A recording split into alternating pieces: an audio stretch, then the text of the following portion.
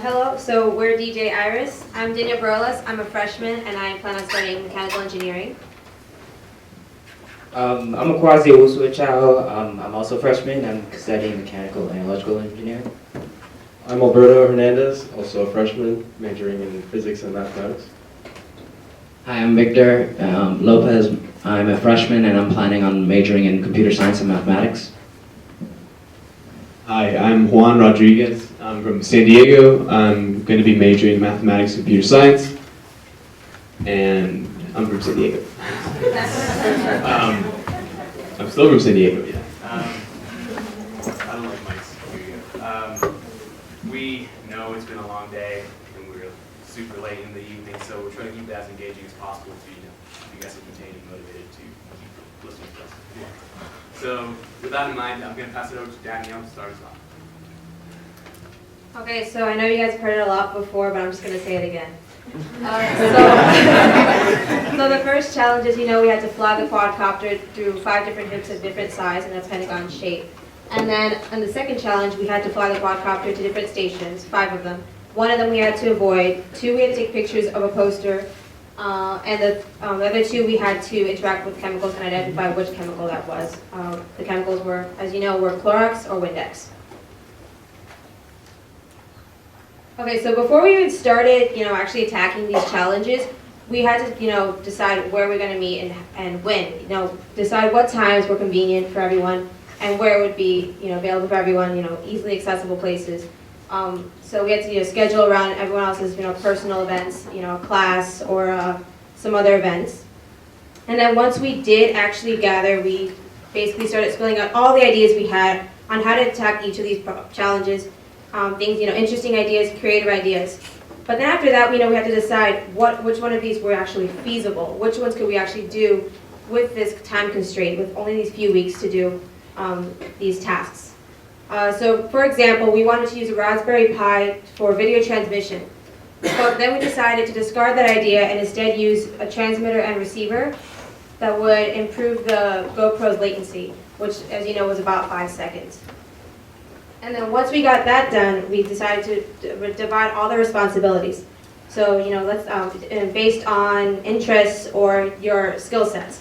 So, like me, I wanted to build something, so I wanted to help building, a stand for the Arduino and for the circuits. Or if someone was good at coding, like Miguel or Alberto or Victor, Quasi, they could help with the sensors. Or if you wanted to do autonomous, to do autonomous. And now Miguel's going to continue on with how we attack the first challenge, the obstacle challenge. I said my name is Juan, but my middle name is Miguel, and I go by that, just to clarify. We decided to go with automation, fully autonomous, with the use of a first-person view camera. Sitting back there, I was thinking, what should I emphasize the most in my short amount of time that I have up here? And I guess I want to emphasize the idea process that we took and then break it down into little subsections of challenges that we have to tackle, which is a process that can be kind of generalized to any sort of project. We decided to essentially achieve full automation by having our programming our quadcopter to go through a destined course, since we are given the coordinates beforehand.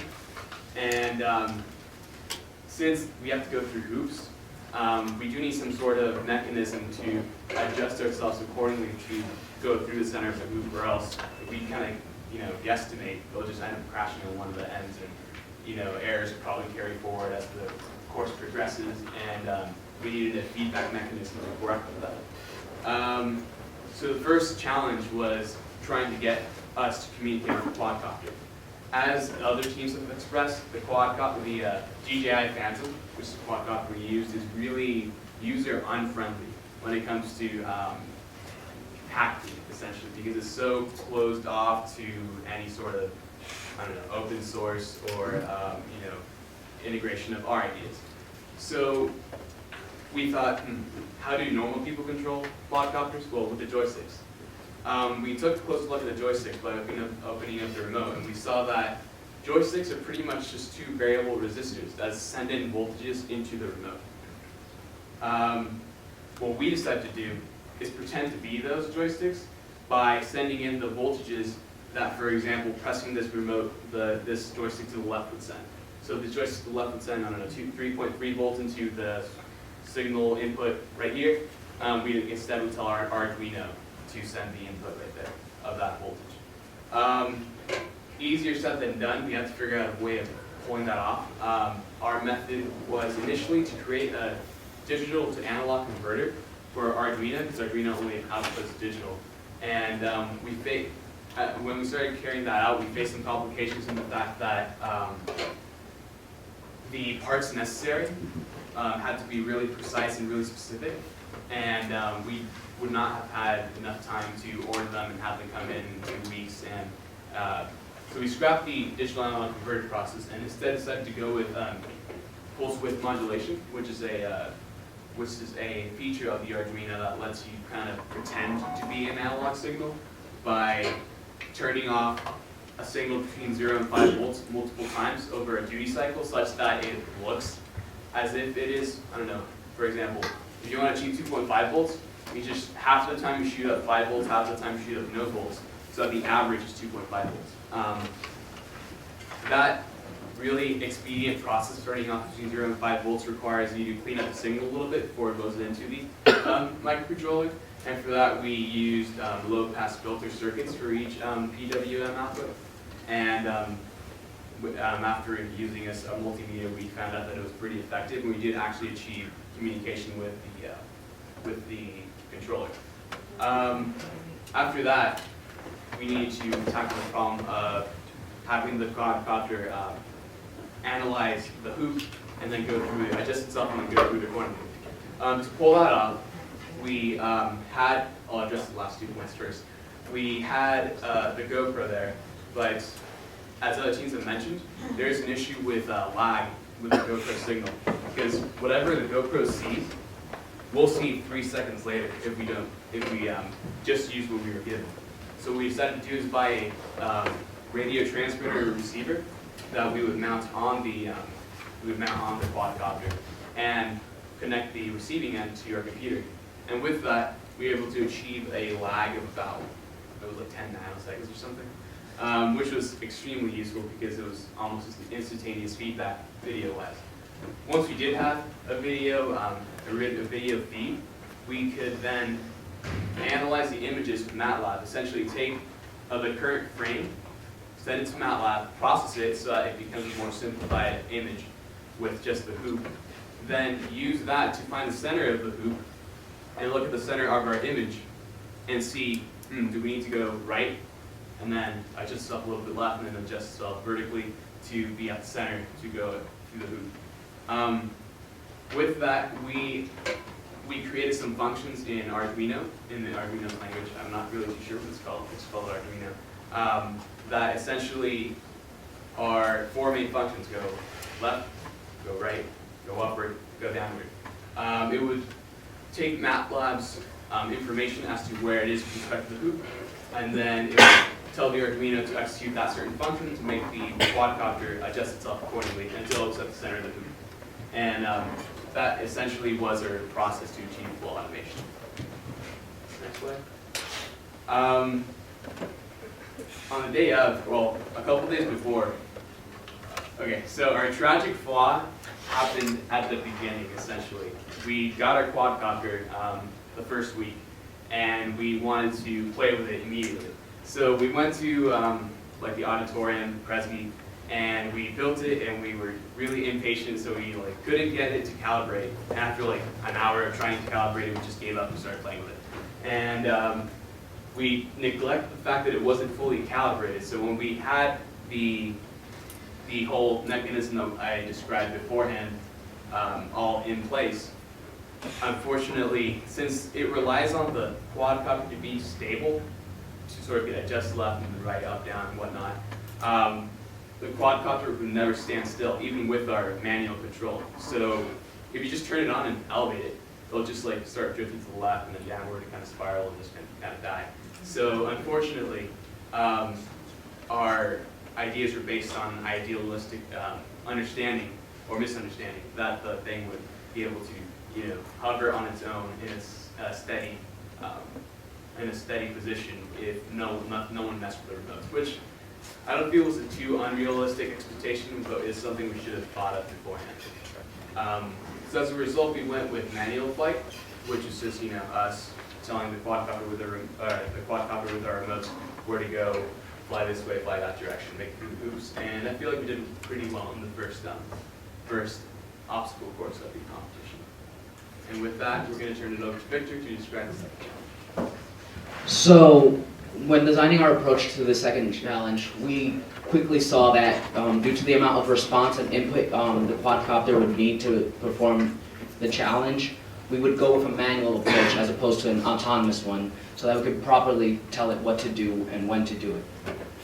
So the way we decided to know where the quadcopter was without having to exactly look at it was like many other teams did. We used the GoPro and had a live feed feeding us the view of the quadcopter. And the way we did this involved a video transmitter and receiver so that we can cut down the latency of the GoPro and actually get the transmission which within thousandths of a second, which was ideal when flying. So to speak about the sensors is my partner Aquasi. Thank you, Victor. So for the sensors part of this competition, what we had to determine was think about how to pop these balloons in the second challenge. And so we came up with a couple of designs, and what we came with actually was creating this needle with a spring attached to it, which actually we came up with kind of out of accident, which is pretty good. But the good news about this design is that what happens is that it creates a bit more force on the balloons themselves, so that when we come up to pop them, they wouldn't move away, as was one of the challenges with this challenge. And we decided to put the chemi resistors near these poppers so that they wouldn't be near the propellers for the quadcopter, and so that they'd be able to sense the chemicals. And also we decided to put the Arduino on, I'm not sure if you guys see it, but this area of the base here. That way we can create like a radial kind of design for our circuit a little bit. And in order to actually program our Arduino to sense the circuit, we decided to use two LEDs.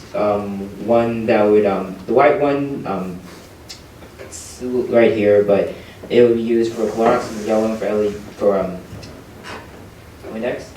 And next slide.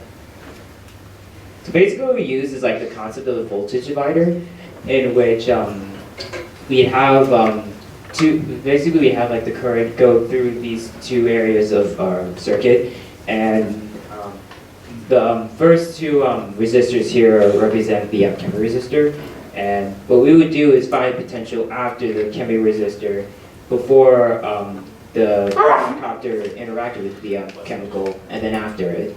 And it was actually pretty useful to do this because when we found out that Clorox actually decreases the resistance when the chemi resistor, it increases, and Windex increases it, which creates a change in the voltage drop with the chemi resistor, which changes the potential that we were reading.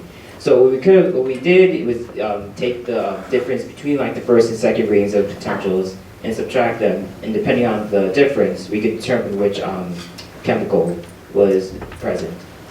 And on a side note, actually during the competition, although our battery became really low and we couldn't really get to the height to pop the balloons, we tested the chemical resistor later and it worked pretty well, which is a plus for us. And now I will pass it on to Alberto, and we'll talk about what we learned. Yes. Now I get to talk about all the important skills we learned from this 4-week adventure.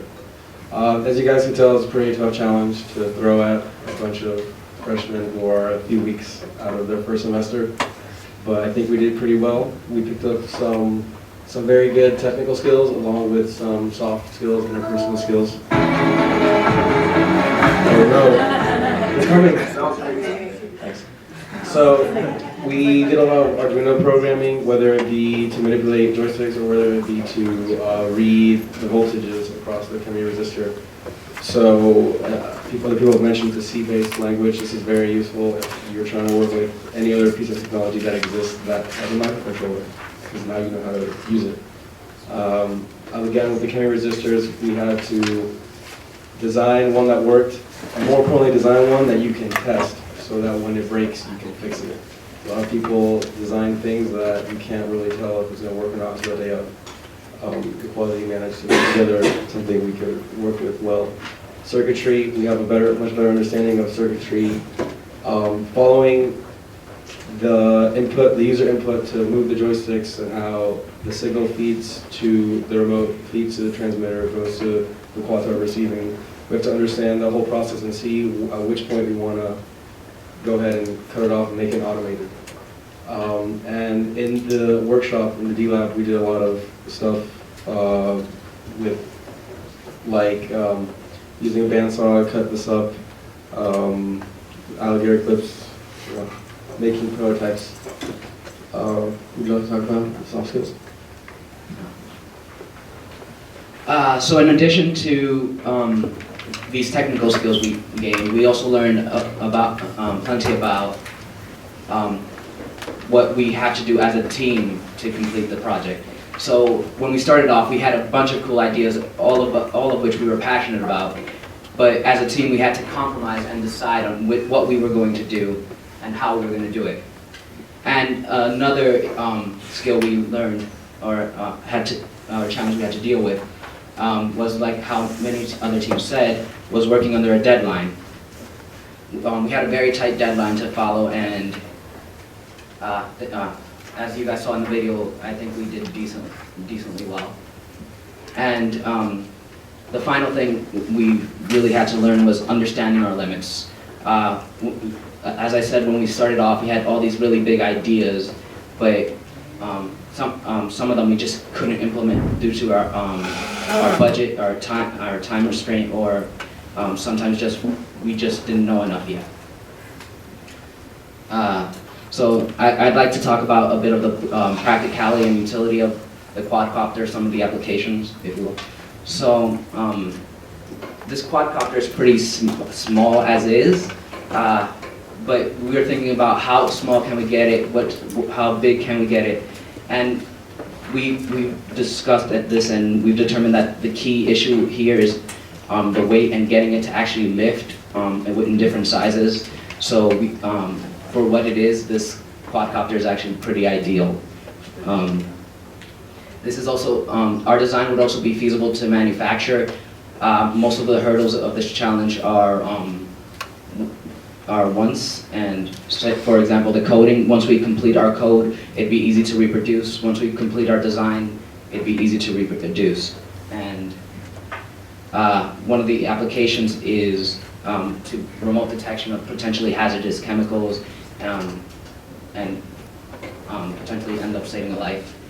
And as I said, using the functions forward, backwards, left, right, up, down, we could potentially make a GPS independent quadcopter. So our budget was, we spent most of our budget on the transmitter and receiver because we wanted to really optimize the feed we would get. And we ended up using the $100 over the free supplies given to us. We would like to thank MIT Lincoln Laboratory for sponsoring us, and the OME and all the other companies who participated in the Momentum program. I don't know if we have time for questions. Thank you very much.